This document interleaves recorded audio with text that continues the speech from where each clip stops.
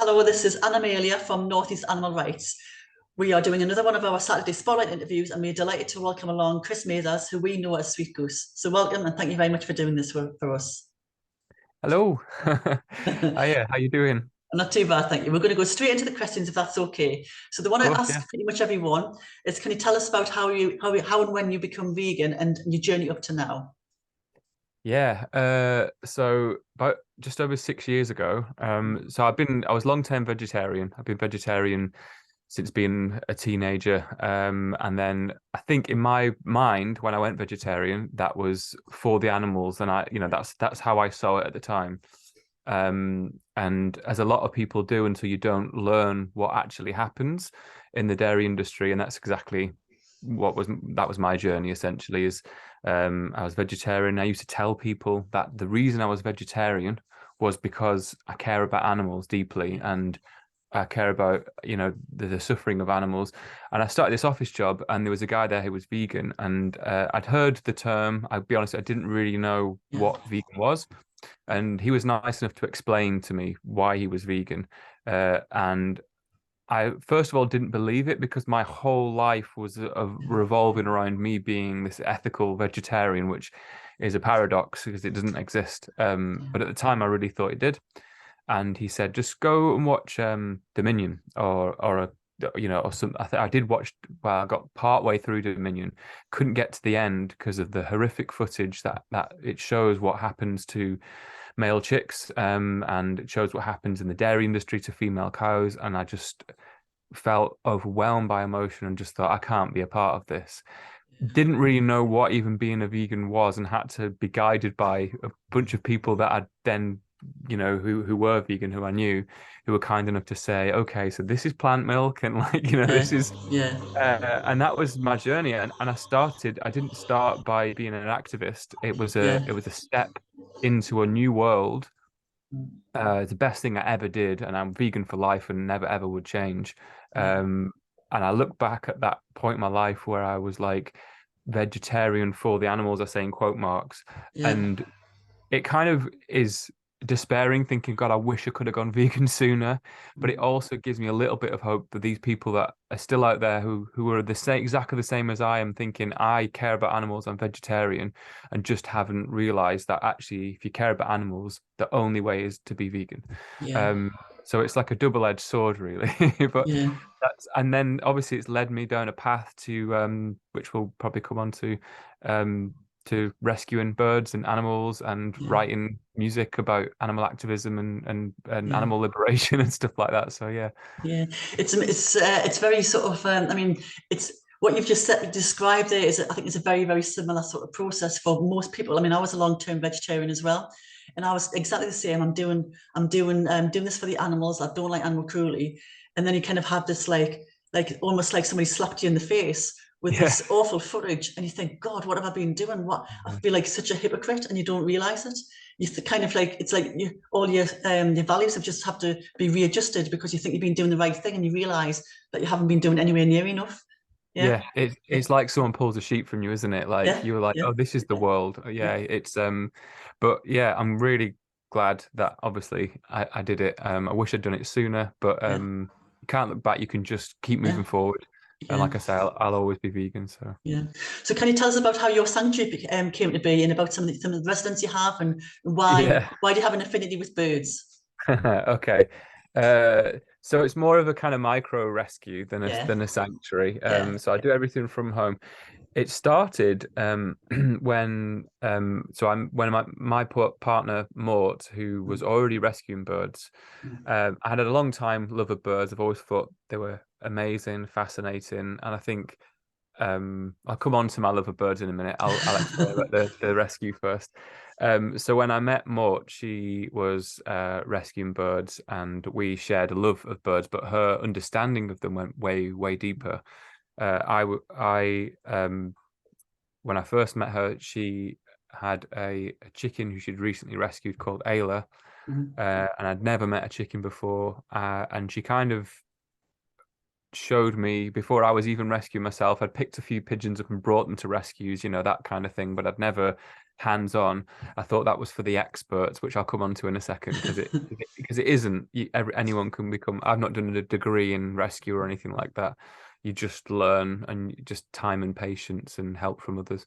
So I learned from more how to care for birds, and not only that, I learned as you do that, you learn that they're not these kind of ornate things to be put on cards or to, yeah, not that they aren't beautiful, but don't get me wrong, if someone got me a birthday card and it had birds on, I'd be over the moon. But yeah, it's that they are more than that, and I think that's the way the scene is, like this pretty thing to decorate something with, but then you learn that they have these really intricate, wonderful personalities, and they're all different. They can be, gracious and grumpy and everything that a human can be and beyond. So yeah, and I think I'm also fascinated that they can fly, and we're bound to this earth and they're not. So yeah, I could go on and on, but I'm just obsessed with birds. But when it comes to the rescue, one thing I did want to mention is that if anyone's watching this and thinking, how do I get involved, or if they are interested, it's literally just find your local rescue, and if you say that you are willing to put the time in and work with them to learn, yeah, lots of them, the slightly bigger ones who have the people to help you, they'll be encouraging, because we need more people to be yeah, picking birds up and helping when they can. yeah, yeah. We definitely do. I mean, we volunteer for Pause for Thought up in Sunderland, Yeah, and their main source of residents are gulls, herring gulls. We get absolutely of loads, course. I love and gulls. pigeons, all varieties of pigeons. Yeah, And we do get the garden birds, but usually it's pigeons and gulls. They tend yeah, to be. I mean, we get loads of hedgehogs, but the birds are the gulls and the pigeons, and they are absolutely amazing animals. And yeah. you can have 10 feral pigeons, but they're all completely different. Yeah, I You can know, they vouch all for have that. their own little quirks, and Yeah, it's just. I think that it has really enriched my life working with Pose, because I think with doing animal rights activism, you don't see the direct results of what you're doing, yeah. but Hmm. with this sort of thing, you can, because you actually are caring for another life in your hands, Yeah. and you can see them flourish, and you can see them get better, and then eventually they get released, and you have really made a difference. So Yeah, we it love it for is. that. Yeah, Yeah, it's amazing. I mean, just that's like, I guess that's the kind of the side of it, is when you're doing different forms of activism, like you say, sometimes you never see yeah, that road to the end. yeah, But when rescue's hard as well, like I will yeah, mention that yeah, it's really difficult, and it comes with a lot of loss and a lot of yeah, grief. But the balance, the weighing scales, if you I could, there's so many examples. We've had geese, I've had ducks living in my bath, I've had, yeah, just because we only do it from home. So sometimes it's yeah, just like, you're a temporary resident, you're here yeah, while you can be, and then we'll get yeah, you to a bigger play, a bigger rescue. yeah, But I do believe, as a testament to, I won't mention her name, but my friend who's recently started doing rescue, yeah, just in case they didn't want anyone to, but they have just started things like picking up pigeons. She would always bring me pigeons and birds, and then eventually now she started just small, just like one pigeon at a time. Just, I said, all this pigeon needs is pain relief, antibiotics. yeah, It needs to be warm, comfortable, constant food and constant water, and yeah, weighing constant, just a little weighing scales to weigh them. yeah, And they've got their own little setup up. So, yeah, it really like brightens my day when I see yeah, people who mm, are like, okay, I'm going to give this a go. I'm going to try and do this with the mm, help of somebody who has yeah, experience. yeah, Um, that's yeah, what kind of that's probably the thing that brightens my day up the most. If I yeah, see someone actually actively helping. yeah. I mean, we have in our area, obviously we're right on the coast, right in the River Tyne. Mhm. So we're literally yards away from the Tyne, and we get loads and loads of the seabirds, and we have a lot of conflict with humans. So we're Yeah, working with a lot of local businesses to try and reduce some of the conflict. For example, you have restaurants where they have outdoor seating, and the birds are yeah, coming towards to get food, and then the humans are complaining and everything. So we do lots of education. We work with the council to do lots of education around it and everything. But one thing I have found surprising, well, quite uplifting in the way you've described, is that there's so many people out there who are willing to help. yeah. Well, That's there's good. more people who are willing to help. They may not know the right thing to do, or they may not know the right person to contact, but actually, there's more people who care than who don't Yeah, care about them. And it's lovely to see like ordinary people on the street kind of like caring about the pigeons, because it Yeah, gets that such a is. bad time, and the girls as well. I mean, we have a huge issue with girls shooting around here. Oh, I And hate that. but there's more people who are absolutely horrified when this happens, then so we do have when it happens, it's awful. And you talked about the loss and everything as well. And we obviously we go through the loss with when we have these birds who are shot, and we have Yeah, to, cool. they have to be, we have to let them go. And it is awful. But it's very, very rewarding knowing that there's so many people out there willing to help, and also the ones that you can save. It's really, really good, isn't it? Yeah, no, it's amazing. And like you say, when you see just regular people from the street, like Mm. where I live near Hebden Bridge, I live just outside Hebden Bridge. When I Yeah, go into the centre and I see people who care about the pigeons and who are yeah, teaching, like the other day, I was just sat reading a book on the bench and I heard the parent of a child just explaining. She was like, "Oh, pigeons. I think they said something about them being dirty or something. She probably learnt it at school." And the dad was like, "No, they're beautiful. Look, give them some bread too." And was trying to just yeah, little tiny things like that. That's how we learn. People, I think people generally, people are inherently good. yeah, But I think sometimes it's just like a almost like an education gap. It was for me, yeah. and just like learn. The more you learn Mm. how to help, the more you can, can't you? Yeah, yeah. So let's talk about your musical journey now. So for me, when you first discovered you love music, and you say you've got a microphone and stuff in the background and Oh everything. yeah, yeah, yeah. That's just for later. Yeah, yeah. So when did you first discover you love music and writing, and to where you are now with your CD, which I've got here, which we'll talk about later on. Yeah. I've always loved music. From growing up as a kid, I love two things. I love storytelling. Well, I love reading stories, which developed into a young age, me writing really silly stories about stuff. And I've always loved music. I come from quite a musical family. So I've got uncles and great uncles that play guitars, accordions, and that sort of thing. So there used to be these big gatherings around at like Christmas time and around New Year's, and they'd have like a big.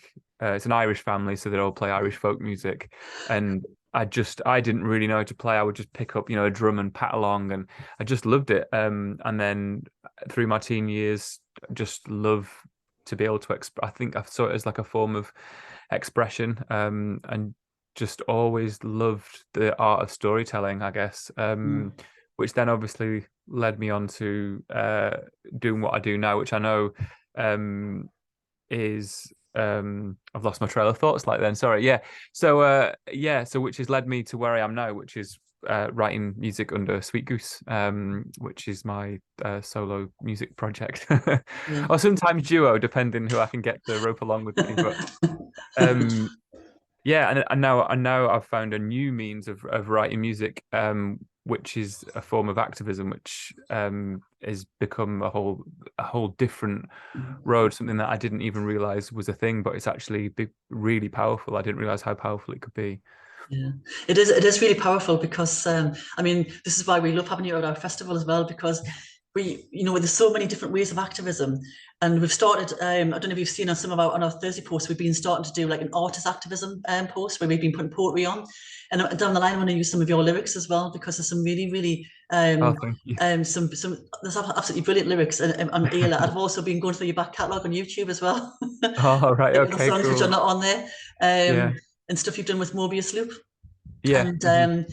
but it really, really is. It's a very good way because if you get someone singing like "Burn It to the Ground" and kind of like like starting to listen to the words and they Hmm. kind of like get it in their heads that actually this is something which it's a way where we couldn't reach other people if we're standing telling people at in Newcastle when we do our outreach and people don't want to listen, but then they Hmm. listen to your song to get that in their head. That's a really, really good form of activism in itself. So when did you realize that you could use your music as activism?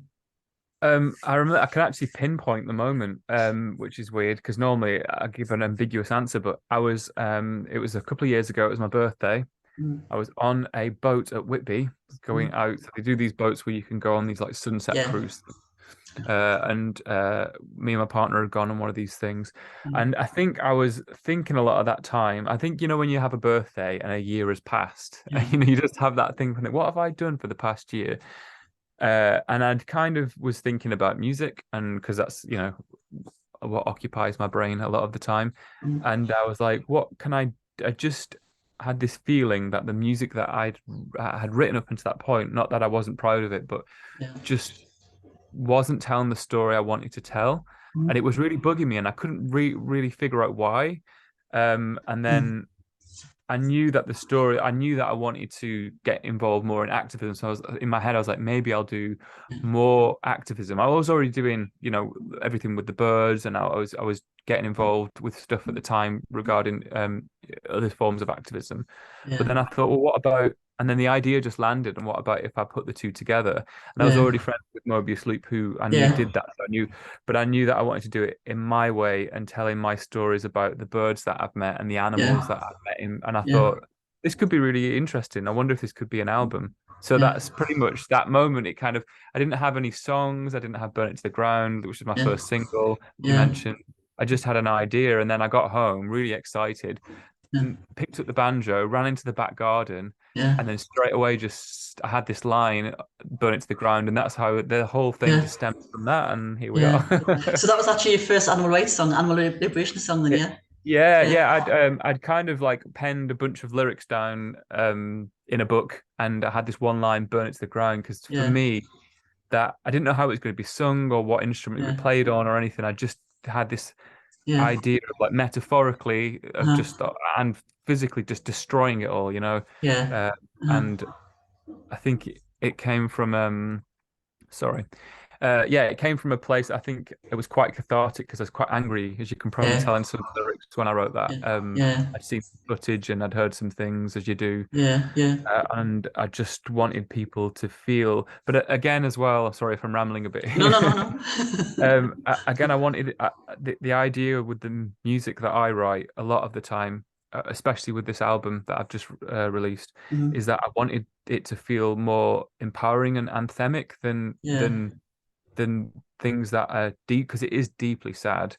But yeah, I wanted to feel like you can do something about it. I want it to yeah, feel like a call to action, yeah. um, which I'm happy. I managed to do that in some of the songs. Yeah, you definitely have, because I mean, I kind of like refer to it as our anthem because it's kind of So. it's got the education in it because it's telling you what happens and why these birds need to be liberated, and then it tells the kind of like it's like a rallying cry almost, kind of like let's do something for these birds, Mhm. and it's a damn good tune as well. It's a really really good piece of work, so it kind of like fits all those different things, and that's actually the song how we came to get to know you because we heard that song and we thought this song is just absolutely amazing and it just totally encapsulates everything that we when we're sitting there getting angry about animals. Like, this is exactly kind of like encapsulates how we feel, you know. Yeah, yeah. So I think this CD here, which I've had for a few weeks now and I absolutely love. It's absolutely Thank amazing. you. We Thank need you. you to do another one pretty soon as well, mind, because Yes, yes, I'm working on it. That's what the microphone is in the background. I'm good. already working on it. Good, good, good. It's honestly all the songs are just absolutely classics. I mean, for anybody who hasn't got it yet, I mean, obviously, "Burn It to the Ground" I've mentioned. The Swift song, it's just absolutely beautiful. Absolutely love it. Mhm. And then "Cycles" is one of those ones. I think Maud contacted me and said she plays this one when she kind of like needs a bit of a boost. It's like a Yeah. sort of like, and then "Sing the Nation Maru," which is kind of like a sea shanty. Yeah, yeah. Well, it's an anti sea shanty, isn't it? Anti An whaling. anti-shanty, yeah. And then the Reckoning, obviously about fox hunting, and then you've Hmm. got Unify, which is again another kind of like let's do all these things together and kind of like stop all the Yeah, differences, which I think is it's not necessarily just about animal rights, it's about everything, isn't it? There's so much going on, and it's really yeah. important that we do that. Yeah, Yeah, and yeah, so the Unify is it is kind of about how people can come together and how yeah, we can help animals. But yeah, I think listening back to it now, once it's done and once I've been playing it, I guess you can kind of it's kind of about community as well and yeah, other things. But it mhm, does have a line in there which is about coming together to help yeah, those like, yeah, animals in need. But yeah, the whole album was inspired, which as when you held it up, it has Ayla's name on, which I mentioned Ayla earlier. And just like any chance to mention her, she's not with us anymore, unfortunately, but she still is very much in spirit and in song. She was an ex-battery hen, and she lived with us. She was liberated from a farm, a battery farm, mhm, by my partner. Before I had chance to meet her, I met her just after she was liberated, mhm, and she had this incredible glow up. Anyway, without going on and gushing too much, she was this. beautiful, inspiring bird that kind of changed my whole perspective on not just birds but animals. Mm. Just by making that connection. I was already vegan at that point, but I think it kind of like activated the activist in me or Yeah, somehow. yeah, You know, she had that kind of power, and and that is, I guess, this album is kind of my, as well as it being everything I've just said that it yeah, is, also a little bit of a, or a lot, kind of thank you yeah. to Ayla, and hopefully to inspire people to do Yeah. more to help her kind. So you were vegetarian at the time when you, or when you were No, no, I was vegan you were still when I met vegan, yeah, Ayla. when you met, yeah, But what I meant by that was is that I was vegan, living plant-based, not really plant-based, involved in yeah, like rather than not the really activism, involved yeah, in the yeah, activism. Very yeah, much passionate about animals, yeah, but I'd only, I hadn't been vegan very long. yeah, And then I met her, and then things just started to fall into yeah, place. yeah, And then they just never stopped. yeah, You know. yeah. Yeah, we were lucky enough to rescue three caged hens, Alma, Boadicea, and Claudia, and I think, I mean, the state they came to me in, they were absolutely horrendous. I mean, they were just absolutely awful. I mean, you will know because you've seen so many of them yourself, but very, very quickly, within like a month, the feathers started growing back, and they were running Yeah. around the grass and scratching. It literally just decimated the garden. Yeah. But all different personalities. I used to hide around the corner, and they would be looking for where I was, and then as soon as I saw my head, they would run towards me, and they were all just different. And Alma lasted till she was 7, which was I was just absolutely That's amazed by. amazing. That is But amazing. yeah, but And Boadicea and Claudia, they sorry, live with you. Do they live with you? yeah, yeah, Sorry. Did you yeah, they say? lived in the garden, Oh, yeah. amazing. Oh, Yeah, that's amazing. but I absolutely loved them. They were just like little, and all the fascinating facts that they relate to dinosaurs. And I think you could see the like mini dinosaurs in them, and Yeah. I just absolutely loved them. Absolutely, loved them. Chickens are definitely my favorite animal.